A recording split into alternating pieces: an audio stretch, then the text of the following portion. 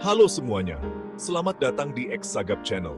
Kita kali ini akan membahas sistem kasta di India dan membahas satu kaum yang tak tersentuh, yaitu Dalit. Mari kita simak cerita selengkapnya. India, negeri dengan warna-warni yang cerah, sejarah yang kaya, dan budaya yang beragam, menyimpan sebuah rahasia kelam sistem kasta. Sistem ini telah membentuk masyarakat selama berabad-abad, mempengaruhi cara hidup, interaksi sosial, dan bahkan aspirasi individu. Sistem sosial kuno ini membagi masyarakat ke dalam kelompok-kelompok yang kaku berdasarkan kelahiran mereka, menentukan pekerjaan, status sosial, dan bahkan takdir mereka. Setiap individu lahir ke dalam kasta tertentu yang menentukan jalan hidup mereka sejak awal.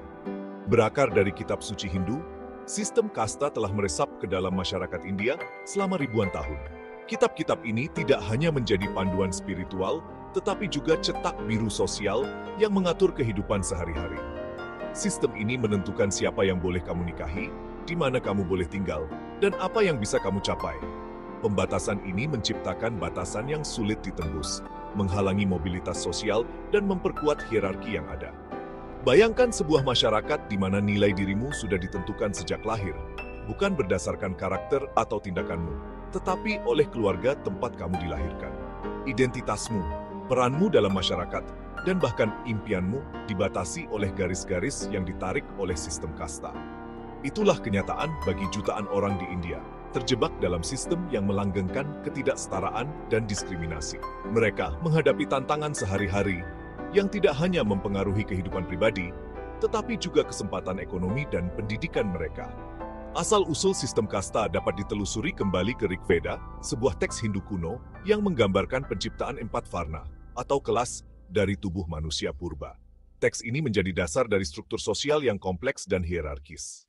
Menurut mitos ini, Brahmana, para pendeta dan cendekiawan, muncul dari kepala, menandakan keunggulan intelektual mereka. Mereka dianggap sebagai penjaga pengetahuan dan spiritualitas. Kshatriya, para prajurit dan penguasa, muncul dari lengan, mewakili kekuatan dan kekuasaan mereka. Mereka bertanggung jawab atas perlindungan dan pemerintahan. Vaishya, para pedagang dan saudagar, berasal dari paha, melambangkan kecakapan ekonomi mereka.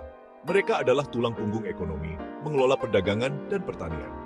Terakhir, Shudra, para pekerja dan pelayan, lahir dari kaki, menandakan status sosial mereka yang rendah. Mereka melakukan pekerjaan fisik dan melayani kasta-kasta lainnya. Selama berabad-abad, pembagian sederhana ini berkembang menjadi jaringan rumit yang terdiri dari ribuan sub-kasta yang dikenal sebagai jati, masing-masing dengan pekerjaan dan status sosialnya yang spesifik. Jati ini menambah lapisan kompleksitas pada sistem kasta, membuatnya semakin sulit untuk diubah. Sistem kasta menjadi mendarah daging dalam masyarakat India, membentuk tatanan sosialnya dan memengaruhi setiap aspek kehidupan. Dari kelahiran hingga kematian, sistem ini menentukan jalan hidup seseorang, menciptakan struktur sosial yang sulit diubah. Selama berabad-abad, Brahmana memonopoli pendidikan, berperan sebagai guru, cendekiawan, dan penerjemah kitab suci Hindu. Kebijaksanaan dan bimbingan mereka dicari oleh para penguasa dan rakyat jelata, memperkuat posisi mereka sebagai elit intelektual dan spiritual. Pendeta Brahmana dibebaskan dari membayar pajak dan menikmati banyak hak istimewa, memperkuat dominasi mereka dalam hierarki sosial. Namun, status mereka yang tinggi disertai dengan kode etik yang ketat. Brahmana diharapkan untuk menjaga kemurnian mereka melalui ritual, pantangan makanan, dan pemisahan sosial dari kasta yang lebih rendah. Kehidupan mereka berkisar pada studi agama, meditasi, dan pelaksanaan tugas-tugas suci. Meskipun kekuatan tradisional Brahmana telah berkurang di India modern, mereka masih memiliki pengaruh yang besar dalam banyak bidang kehidupan. Mereka banyak terwakili dalam dunia akademis, hukum, politik, dan profesi bergengsi lainnya. Meskipun diskriminasi berdasarkan kasta sekarang ilegal, warisan sistem kasta terus memberikan keuntungan tertentu bagi Brahmana dalam masyarakat India. Selanjutnya, dalam hierarki adalah Kshatriya, para prajurit dan penguasa yang bertugas melindungi masyarakat dan menegakkan keadilan. Mereka adalah tulang punggung pertahanan kerajaan, selalu siap menghadapi ancaman. Dikenal karena keberanian, kekuatan, dan kepemimpinan mereka, mereka membentuk kelas penguasa yang terdiri dari raja, prajurit, dan administrator. Kshatriya tidak hanya bertanggung jawab dalam peperangan, tetapi juga dalam administrasi dan pemerintahan. Kshatriya dilatih dalam peperangan sejak usia muda, menguasai seni pertempuran, strategi, dan persenjataan. Latihan ini mencakup berbagai disiplin ilmu, dari berkuda hingga penggunaan senjata tradisional seperti pedang dan busur. Tugas mereka adalah mempertahankan kerajaan, menegakkan hukum dan ketertiban, dan melindungi rakyat dari perselisihan internal dan ancaman eksternal. Mereka juga berperan dalam menjaga stabilitas politik dan sosial. Mereka diharapkan untuk berani, terhormat, dan rela berkorban, mengutamakan kesejahteraan rakyatnya di atas kepentingan pribadi. Nilai-nilai ini ditanamkan sejak dini dan menjadi bagian integral dari identitas mereka. Cita-cita kshatriya menekankan pada keberanian, jiwa ksatria, dan rasa tanggung jawab yang kuat. Mereka harus siap menghadapi segala tantangan dengan kepala tegak dan hati yang teguh. Kshatriya diizinkan untuk memiliki tanah dan memerintah, memegang kekuasaan dan pengaruh yang besar. Mereka seringkali menjadi pemimpin yang dihormati di komunitas mereka. Status mereka sebagai pelindung memberi mereka rasa hormat dan kekaguman dari kasta lain. Mereka dipandang sebagai pilar kekuatan dan stabilitas dalam masyarakat. Bahkan hingga saat ini, banyak kshatriya yang terus mengabdi di militer dan memegang posisi otoritas di pemerintahan dan penegak hukum. Mereka melanjutkan tradisi panjang pengabdian dan kepemimpinan. Warisan kshatriya terlihat jelas dalam tradisi bela diri India yang kaya, kisah-kisah kepahlawanan, dan rasa hormat yang terus diberikan kepada mereka yang mengabdi di angkatan bersenjata. Mereka adalah simbol keberanian dan pengorbanan yang abadi. Vaishya, anak tangga ketiga pada tangga kasta, adalah tulang punggung ekonomi India kuno. Mereka memainkan peran yang sangat penting dalam memastikan kelangsungan ekonomi dan kesejahteraan masyarakat. Mereka adalah para pedagang, saudagar, petani, dan pengrajin yang bertanggung jawab untuk menghasilkan kekayaan dan memastikan arus barang dan jasa. Tanpa mereka, roda ekonomi tidak akan berputar dengan lancar. Vaishya dikenal karena ketajaman bisnis, jiwa kewirausahaan, dan kerja keras mereka. Mereka memiliki kemampuan untuk melihat peluang di mana orang lain mungkin tidak melihatnya. Mereka sering bepergian, membangun jaringan perdagangan, dan berkontribusi pada kemakmuran ekonomi komunitas mereka. Jaringan ini tidak hanya terbatas pada wilayah lokal, tetapi juga meluas ke daerah yang lebih jauh. Peran mereka melampaui sekadar perdagangan, karena mereka juga bertanggung jawab atas pertanian, peternakan, dan kerajinan. Mereka memastikan bahwa setiap aspek ekonomi berjalan dengan baik. Vaishya diharapkan untuk jujur dalam urusan bisnis mereka, adil dalam menetapkan harga, dan dermawan terhadap mereka yang kurang beruntung. Integritas dan etika bisnis adalah nilai-nilai yang sangat dijunjung tinggi. Meskipun tidak setinggi Brahmana atau Kshatriya, Vaishya menikmati gaya hidup yang nyaman dan memegang posisi yang dihormati di masyarakat. Mereka dihargai karena kontribusi mereka yang signifikan terhadap ekonomi. Di India modern, komunitas Vaishya terus memainkan peran penting dalam perekonomian. Mereka telah beradaptasi dengan perubahan zaman dan terus berinovasi. Mereka menonjol dalam bisnis, keuangan, industri, dan pertanian, mendorong pertumbuhan ekonomi India. Keberhasilan mereka adalah bukti dari dedikasi dan kerja keras mereka.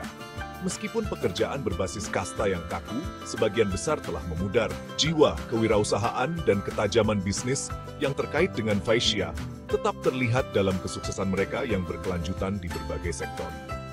Mereka terus menjadi pilar penting dalam masyarakat modern. Dalam struktur sosial India yang rumit, terdapat kasta keempat yaitu Sudra. Pada kasta ini, terdiri para pekerja dan penyedia jasa memainkan peran yang sangat penting. Kasta ini berperan sebagai pelayan bagi ketiga kasta di atasnya. Mereka bekerja keras di ladang, membangun gedung, dan menyediakan layanan penting yang menjaga masyarakat agar tetap berjalan lancar. Terlepas dari kontribusi mereka yang sangat diperlukan, mereka seringkali menghadapi diskriminasi dan kesempatan yang terbatas untuk maju. Memahami perjuangan mereka dan mengakui nilai mereka adalah kunci untuk menciptakan masyarakat yang lebih adil. Seperti yang telah dijelaskan sebelumnya, di India terdapat satu kaum yang dianggap tak tersentuh, yakni Dalit. Kata Dalit sendiri berarti tertindas, dan mereka sering mendapatkan perlakuan tidak manusiawi. Kasta Dalit ditempatkan di paling bawah dan bahkan dianggap haram untuk disentuh karena mereka tidak memiliki varna. Kaum Dalit diyakini diciptakan di luar sistem varna, sehingga mereka dilarang melakukan pekerjaan manusia pada umumnya, kecuali yang dianggap rendah. Selain dianggap sebagai untouchables alias tak tersentuh, kasta Dalit juga dikenal dengan nama kaum tak berkasta. Hidup sebagai seorang Dalit di India seperti menjadi orang buangan di negeri sendiri. Mereka menghadapi diskriminasi di setiap kesempatan dan merupakan perjuangan sehari-hari hanya untuk diperlakukan dengan martabat manusia yang mendasar. Komunitas Dalit yang secara historis dikenal sebagai kaum tak tersentuh telah menjadi sasaran pengucilan sosial dan marginalisasi yang parah. Pengalaman mereka menggambarkan gambaran suram tentang ketidakadilan berbasis kasta yang sedang berlangsung di India. Dalit sering menjadi korban kekerasan brutal dan diskriminasi sistemik.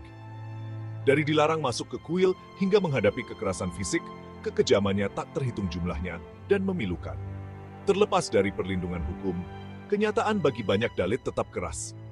Diskriminasi dan kekerasan tersebar luas, dan keadilan seringkali sulit diraih bagi para korban.